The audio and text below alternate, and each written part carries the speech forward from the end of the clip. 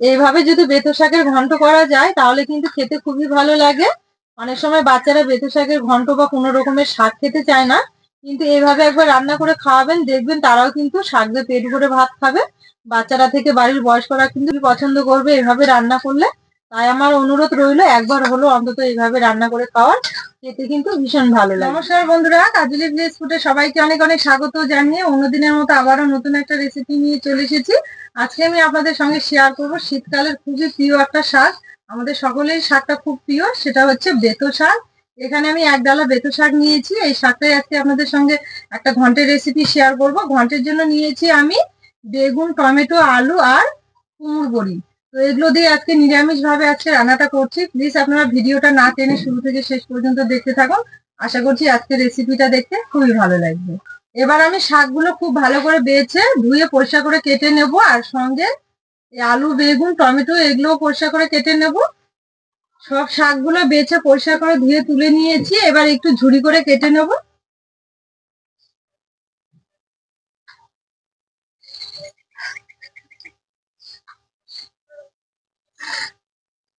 এভাবে একটু কুচি করে নিলে কিন্তু খুব ভালো হবে।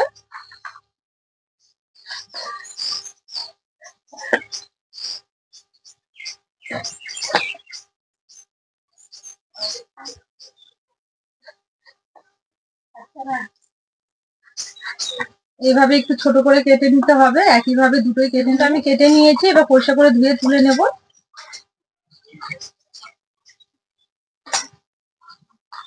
এবার আমি আলুটাও একইভাবে কেটে নেব। এই যে দেখুন, এইভাবে আলু চোচাগুলো তুলে নিয়েছি আমি। এবার কেটে নেব ছোট করে।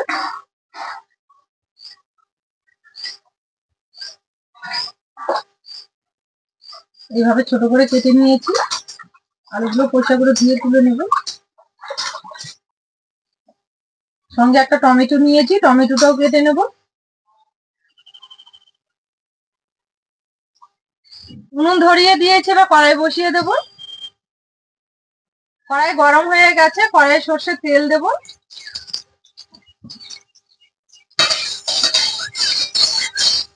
একটু নাড়াচাড়া করে তেলটা গরম করে নিয়েছি ভালো করে।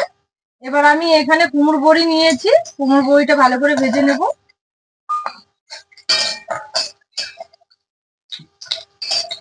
কুমড়ো বড়িটা খুব সুন্দর করে ভেজে নিয়েছি, এবার তুলে নেব।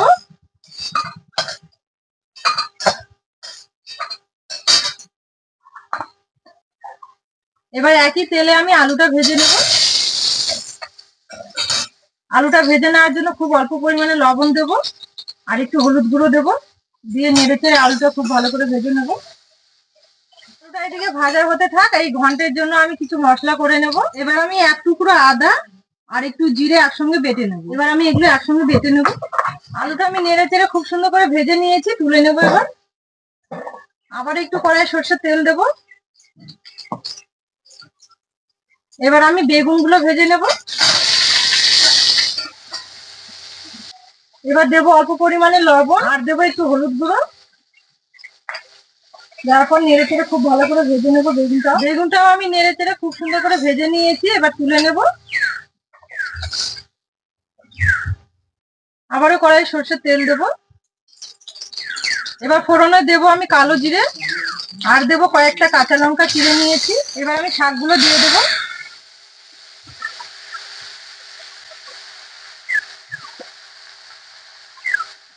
এবার দেবো আমি পরিমাণ মতো লবণ, আর দেবো হলুদ গুঁড়ো। এবার শাকটা নেড়ে চেড়ে খুব সুন্দর করে নরম করে নেব।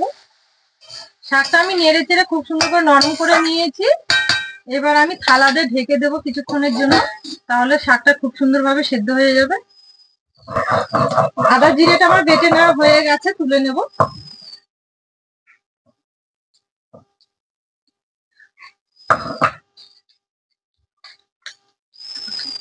এবার আমি ঢাকা তুলে নেব।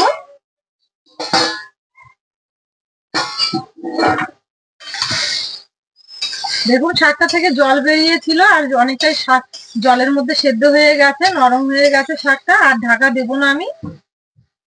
এবার যে আমি একটা টমেটো কেটে নিয়েছি, এবার টমেটোটা দিয়ে দেবো। দেওয়ার পর নাড়াচাড়া করে খুব সুন্দর করে টমেটোটা গলিয়ে নেব। এই যে দেখুন, টমেটোটা দেওয়ার পর নেড়ে চেড়ে খুব সুন্দর করে আমি কষিয়ে নিয়েছি, আর টমেটোটাও গলিয়ে গেছে। এবার দেবো আমি আদার যে জিরে বেটে রেখেছিলাম সেটা।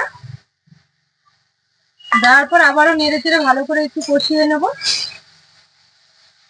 আদার কাঁচা গন্ধটা চলে যাবে, তাহলে ভালো করে একটু কষিয়ে নিই। আদা জিরে দেওয়ার পরে খুব ভালো করে কষিয়ে নিয়েছি। এবার যে আগে থেকে কুমড়ো বড়িগুলো ভেজে রেখেছিলাম সেগুলো একটু হাত দিয়ে ভেঙে দেবো। এভাবে এভাবে এগুলো একটু হাত দিয়ে ভেঙে দিলে কিন্তু খুব তাড়াতাড়ি নরম হয়ে যাবে। কুমড়ো বড়িটা দেওয়ার পর আবারও এইভাবে একটু নেড়ে চেড়ে নেবো। এবার দেবো আমি আগে থেকে ভেজে রাখা বেগুন আর আলুটা একসঙ্গে দিয়ে দেবো। দেওয়ার পর আবার একটু নাড়াচাড়া করে কষিয়ে নেবো। এইভাবে একটু নাড়াচাড়া করে নিলেই হয়ে যাবে। এবার দেবো আমি খুব অল্প পরিমাণে জল, জলটা বেশি দেবো না, অল্প একটু দেবো, মাখো মাখো হবে। দেওয়ার পর এইভাবে একটু আলতো হাতে নাড়িয়ে নেব। এই জলটা দেওয়ার কারণে কিন্তু বড়িটা সেদ্ধ হয়ে যাবে আর তরকারিটাও খুব সুন্দর হবে, মাখো মাখো। জলটা দেওয়ার পরও নেড়ে চেড়ে ভালো করে একটু রান্না করে নিয়েছি। এবার রান্নাটা আমার হয়ে গেছে, নামিয়ে নেব। এবার আমি থালাতে ঢেলে নেব।